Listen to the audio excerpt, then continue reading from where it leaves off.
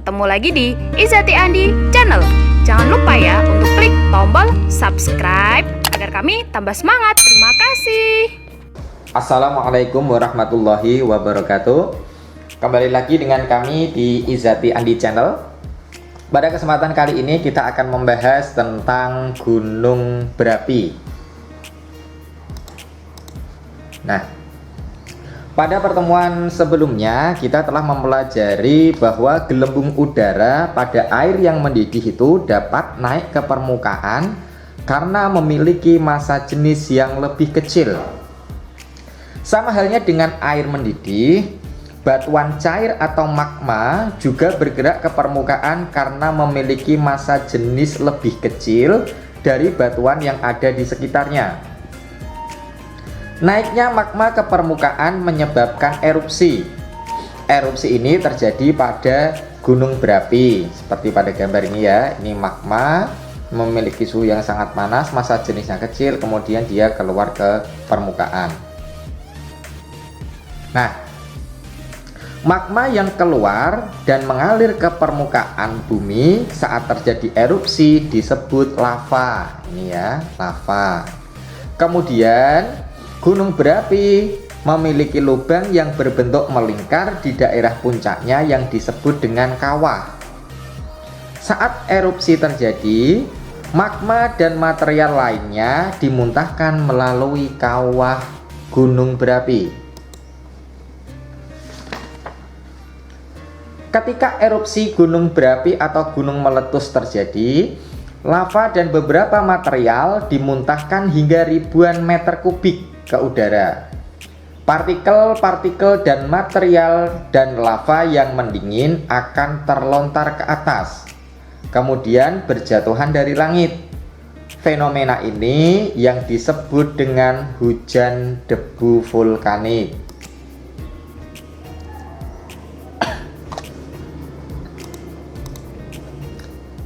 Kemudian perhatikan gambar berikut, proses pembentukan gunung berapi. Beberapa gunung berapi terbentuk karena tabrakan dua lempeng. Proses tersebut akan menghasilkan serangkaian gunung berapi.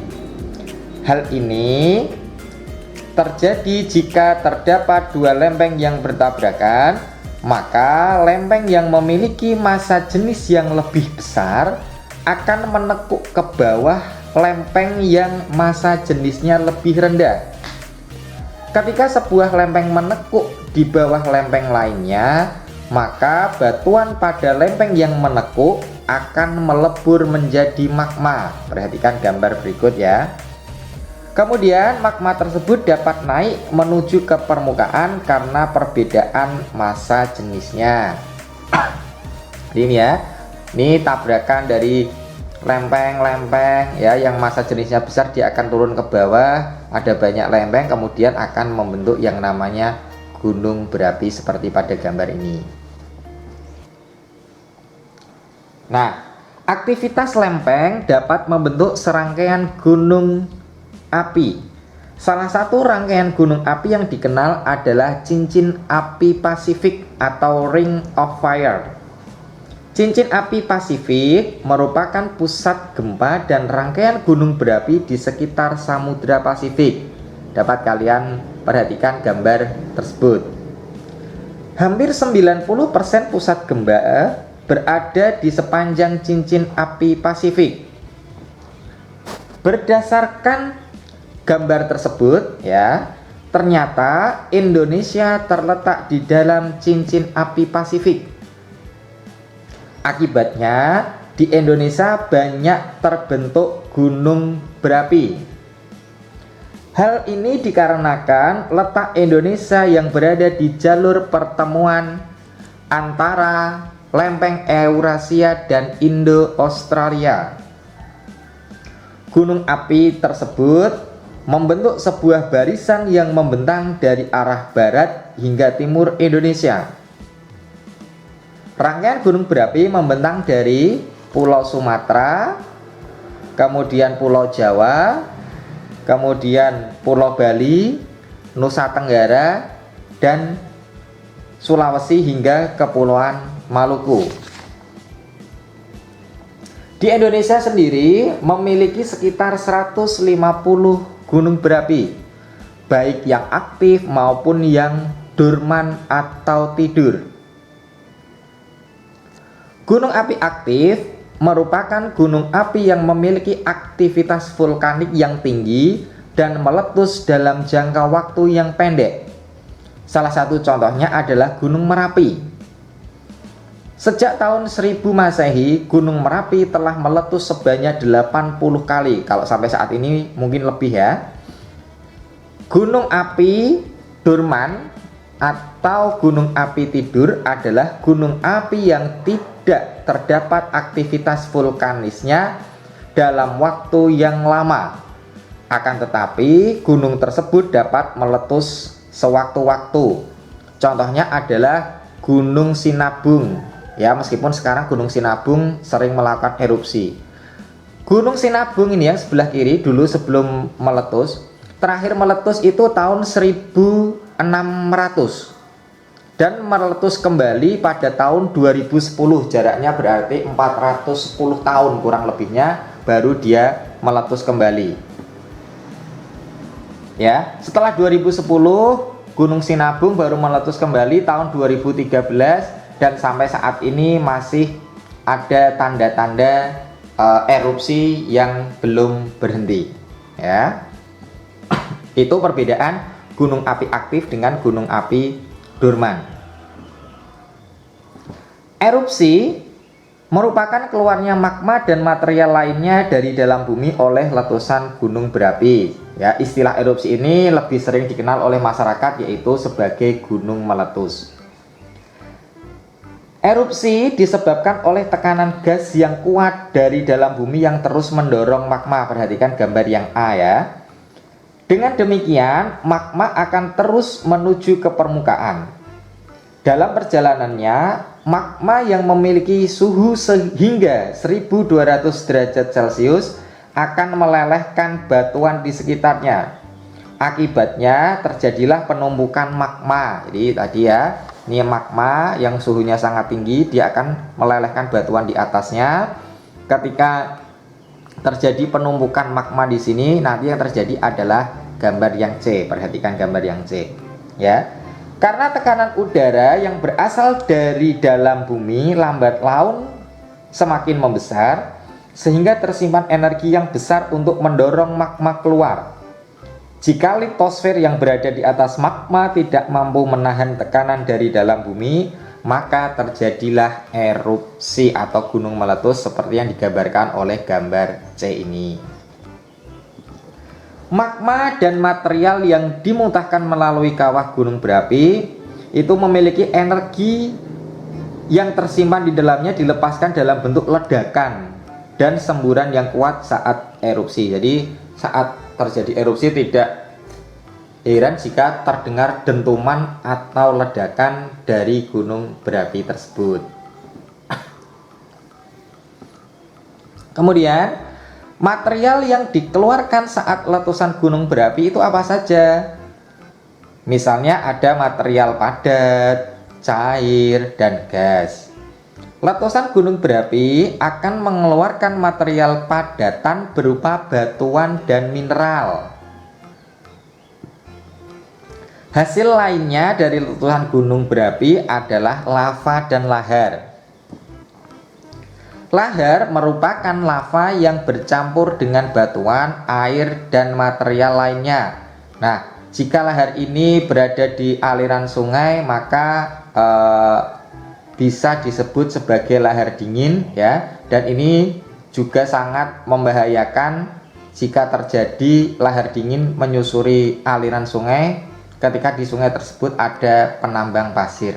Nah, makanya kalau ketika ada informasi ada lahar dingin dari gunung turun ya, pekerja-pekerja atau penambang pasir itu akan segera pergi meninggalkan tempat tersebut untuk menghindari terjadinya bencana. Kemudian selain lahar, ada juga gas yang dihasilkan oleh letusan gunung berapi. Tentunya gas ini beracun ya. Contohnya adalah gas hidrogen sulfida H2S sulfur dioksida SO2, dan nitrogen dioksida NO2. Selain material tersebut, letusan gunung berapi juga menghasilkan awan panas atau dikenal oleh masyarakat dengan istilah wedhus gembel. Kenapa diistilahkan wedhus gembel? Karena awan panas ini bentuknya seperti bulu wedhus gembel atau kambing ya. Nah, awan panas ini merupakan hasil letusan seperti awan yang mengalir bergulung. Awan panas terdiri atas batuan pijar, gas panas, serta material lainnya. Awan panas memiliki suhu yang mencapai 700 derajat Celcius, sehingga jika awan panas ini melewati hutan, tanaman, bahkan hewan, maka makhluk hidup tersebut bisa mati terpanggang atau kepanasan ya. Nah, awan panas ini mengalir menuruni lereng gunung api dengan kecepatan mencapai 200 km per jam. Letusan gunung berapi tentunya memiliki daya penghancur yang sangat besar. Material berbahaya seperti lahar dan abu vulkanik dapat merusak segala sesuatu yang dilewatinya. Lava pijar yang keluar saat erupsi juga dapat menyebabkan hutan di sekitar gunung terbakar karena saking panasnya lava pijar tersebut. Nah, hal ini tentunya akan mengancam ekosistem alami di hutan tersebut ya. Hewan bisa mati, tumbuhan bisa mati, sehingga ekosistem akan terganggu. Selain itu, suhu tinggi awan panas yang mengalir menuruni bukit dapat merusak ekosistem serta membunuh makhluk hidup. Gas beracun dan hujan debu akibat letusan gunung api juga dapat mencemari udara dan mengganggu pernafasan. Nah, Badan Geologi Kementerian Energi dan Sumber Daya Manusia atau disingkatnya ESDM membedakan status gunung api menjadi 4 tingkatan atau 4 level. Level yang paling berbahaya atau level yang paling tinggi adalah status awas. Maknanya menandakan gunung berapi yang segera atau sedang meletus atau ada keadaan kritis yang menimbulkan bencana. Letusan pembukaan dimulai dengan debu dan asap, itu sudah statusnya awas. Tindakan yang harus dilakukan adalah wilayah yang terancam bahaya direkomendasikan untuk dikosongkan. Kemudian dilakukan koordinasi, dilakukan secara harian. Itu yang tertinggi. Kemudian di bawahnya ada status siaga, waspada, dan yang paling rendah adalah normal. Normal mempunyai makna tidak ada gejala aktivitas tekanan magma, level aktivitasnya dasar. Tindakan yang dilakukan melakukan pengamatan rutin dan survei serta penyelidikan. Itu adalah 4 level status dari gunung berapi.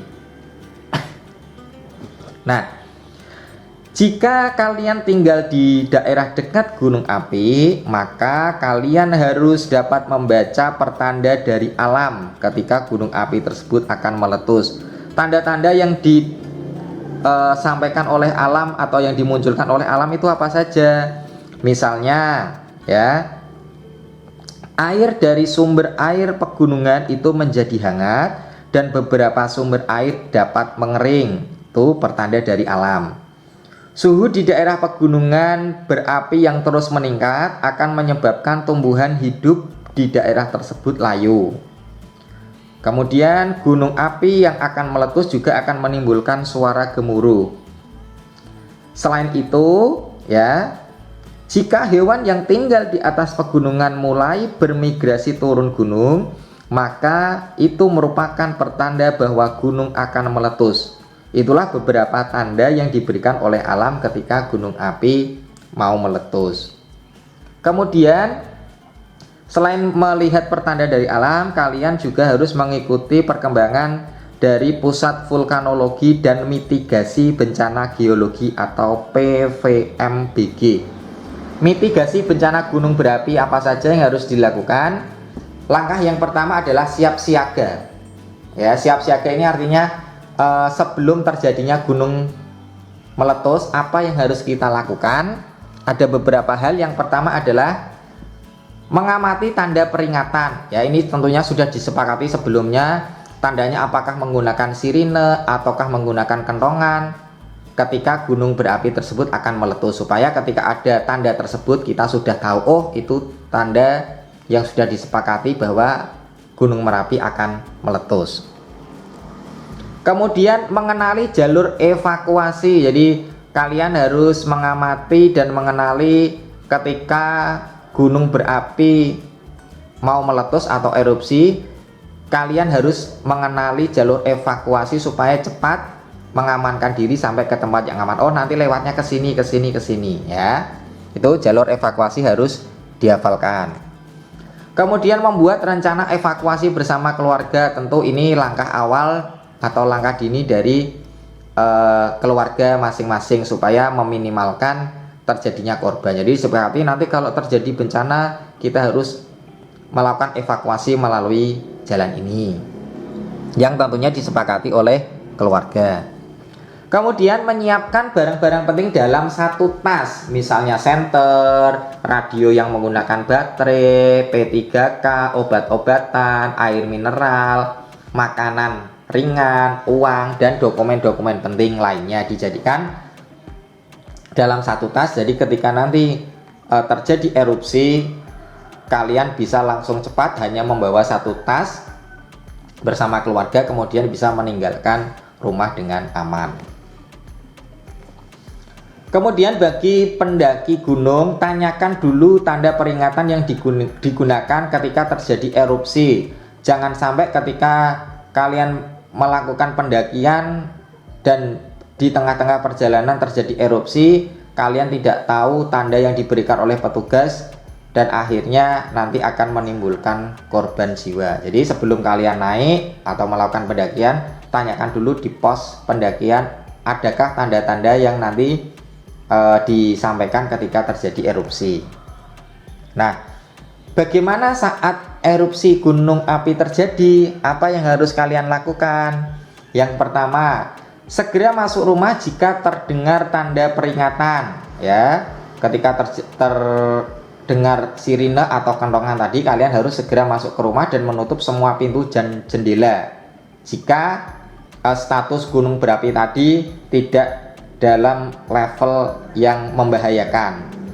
Tapi kalau sudah dalam level yang membahayakan dan rumah kalian dalam radius yang nantinya dilewati oleh wedus gembel atau awan panas atau lahar, maka kalian nanti akan diarahkan petugas untuk melakukan pengungsian.